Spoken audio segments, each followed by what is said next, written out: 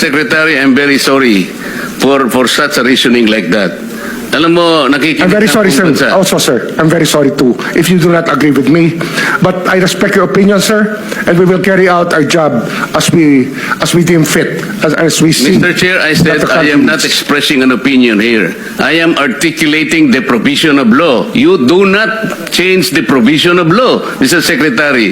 You may be disbarred from doing this. Then, it's your opinion, sir. It's your option, sir. Sinabi ko na nga, hindi ko opinion ito. I am Then it's your option, sir. the It provision is of law. what you wish to happen, that you may proceed Ikaw ang with what you nagbibigay wish. ng opinion, nilalagay mo yung restitution to test the goodwill of a possible applicant. It is not in the law.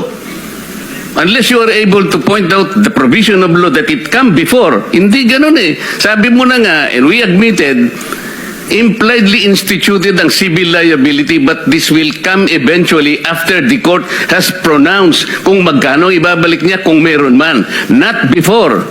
Thank you, Mr. Chair. Are you done, Senator Marcoleta? Thank you lang.